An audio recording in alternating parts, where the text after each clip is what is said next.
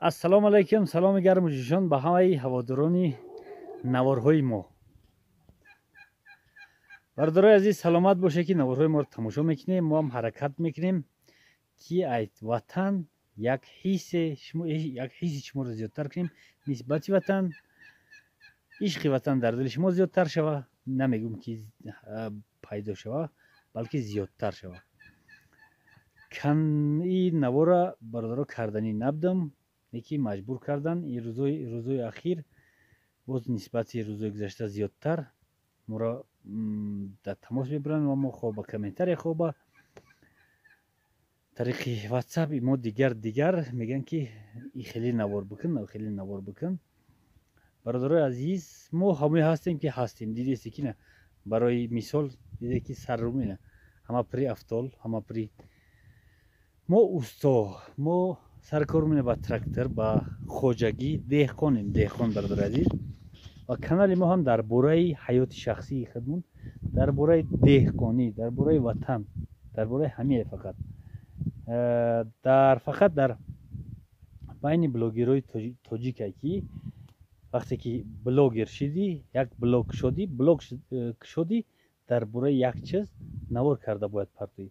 Як дар байни тоҷикои моае ки блогер ки шудӣ, бинеса дар ҳамаи шкоф зер мекунӣ, лағат мекунӣ, дар ҳамаи кор хита арраш мекунӣ. блогер шудӣ, блогерӣ дар ҳамин ҳар як наворе ки мепартоӣ, дар ҳаминҷа навиштагие ки навор дар бораи чиай. Ай аввал навиштагие музыка, путешествие, развлечение, общество, информационный, развлекательный, дигар ҳам хеле мепурсад пеши навора партофтан, мегӯяд ки навори шумо ҳам хелеай. баъд мемонӣ ки навори ман развлекательный ё ки информационный ё ки дигар. бародарон, канали мо дар бораи ҳаёти шахсии худмон якта дим, дар бораи ватанай, дар бораи ватан, дар бораи деҳқонии асосӣ ки дар ватани азиз агар ҳаракат бикунӣ, иншоаллоҳ ки зиндагит пеш мерава.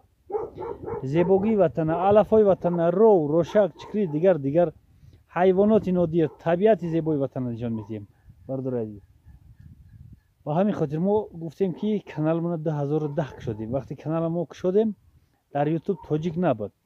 и хелам бигем хато намекунем. ҳатто мо вақте канала кушодем, даст ба ҳамаи чиз задем.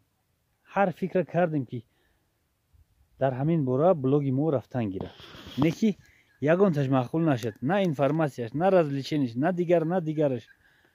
даст задем бар ҳамин беҳтарин кор, ҳифозат аз табиати азиз, ватани азиз. ҳамин ба мо маъқул шуд.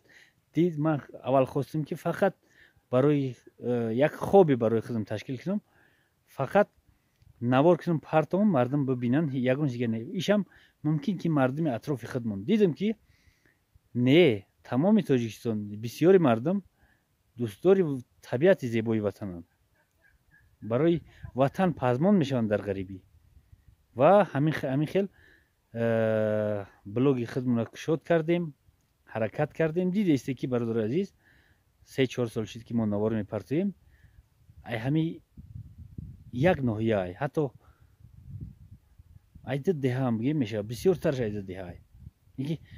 дидесте ки як одам деҳқон дар дуруни деҳа, дар ҷое ки интернет ин қадар сустае ки 10 дақиқа видео 2 шабонарӯз мегузарад. ба ҳамин ҷоҳо рафта расидем. 127 000 подписчик ҷамъ кардем. ин ба он маъное ки вақте ки шавқ дар дил дорӣ, ними кор буд шудагиай. вақте ки ҳаракат бикунӣ, ҳамаи кор иншоаллоҳ буд мешавад.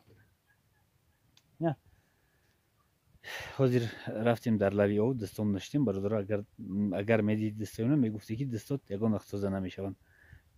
пускачи трактор ремонт мекардам. ай саҳар то автобус шутест аст, ҳозир ремонт кардам, пускача нақз кардем.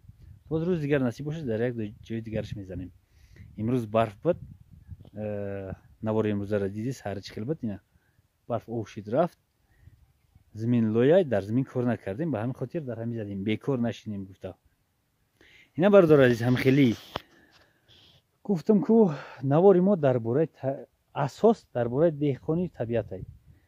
канали мо дар бораи деҳқонӣ, дар бораи табиатай.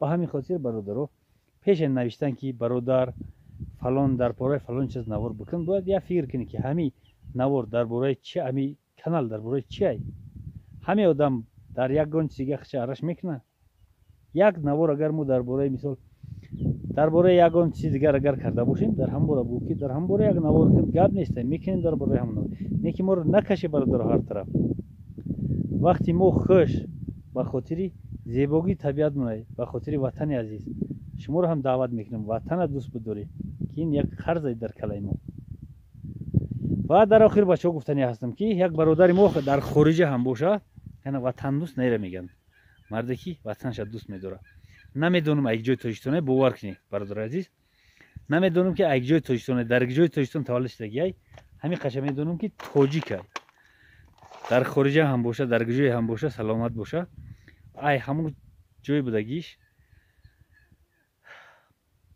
1500 700 2200 دونه چورمغز خیر کرد 2200 دونه نهال چورمغز روان کرد که مردم بگیرن بشونن گفت بگذار که 50% 30% ساز شوه برای ما بسه گفت یک پرنده اگر بخره ما ای منتدار ولی وقتی شنوندن نهال کمتر بر وقت رای وقتی نهال شنونی باز درباره نهالش گپ میزنیم انا برادر خرج وطن دادن همین خیلی دوست داشتن وطن همین خیلی در جایی که باشی نباشی با دهان با کامنتر وطن آباد کردن نمیتونی باید حرکت کنی ایش فراموش نکنی که برادرها اگر که پاسپورت امریکایی داشته باشی پاسپورت روسی داشته باشی پاسپورت که جایی که داشته باشی تو وطنداری و طرف نیستی روزش میشه که بازم سر خم میگردی وطن عزیز میوی وقتی که وطن عزیز اومدی هیچ نداری انا وقت شرم داشتن در کار وطن هر خیلم باشه نباشه قرض در کلای هر یکی ما آبادی وطن باید وطن آباد کنیم فایش وقت ما باید نگیم که انا فلانی چی باید نمیکنه بکنه نکنه هر کس برای خودش میکنه برادر دوست داشتن وطن این یک از گوشه ایمان میشوه وقتی که وطن دوست نداری خبر داره عزیز زنده باشه سلامت باشه که نوارای ما رو تماشا میکنی در امان الله باشه و در اطراف نشان میتیم که سحر چقدر یک وجه برف بود حاضر برف نیست این وطن عزیز میگن ایره یکنی برف در اوجا در او بالا ممکن که 15-20 گراد خنک باشه این در اینجا 70-80 است پیشون تا میسوزنه پشت یخ میکنه سایه های بروکی برادر عزیز سلامت باشه زنده باشه یک اطراف تماشا کنیم در امان الله تا بازدید یعنی نیمی پوسکش گرفتیم جو پارتوفتیم غم میداد زدیمش سازش کردیم فقط که ایس ویدیو میبینی برادر کرمیت کی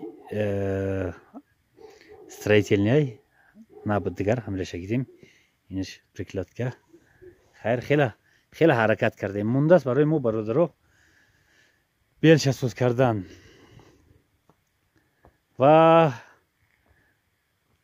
ترمزش قطعی فریکسیون سوز کردن اینا را با نزدیکی سوز میکنیم بیل برادر عزیز کشیدیم آوردیم یک برادر عزیز دیگر پولش ندادیم ولی این آوردیم نوا اینجا پرتوتیمش خیر به هر حال بیلای کم کم شکستگی داره کفیدگی داره نگاه کنی اینجا هوش نصیب باشه سارکه میکنیم آبادش میکنیم بعد میخیزیم برادر با پای زندگی گلدره رو دیوانه میکنیم انشالله این بیل برادر در همین تراکتور ما باید بزنیم حتما انا همین بر دیوالا دیده استی که همینجا همین سرقی های اینجا او نیست هیچ نیست با همینجا رو باید ما او بیاریم همینجا رو راه زنیم اقلا 3-4 خط دور اینجا با ایو طرف اینجا یکون 500-600 متر دوره خط بکشیم همین تراکتور در همینجا نهال چهارمغ بشونیم او باندیم او 1.5 متر 1600 متر دور او باید بیاریم به همینجا این هم خیلی برادر عزیز باز هم در امان الله باشه زنده باشه سلامت باشه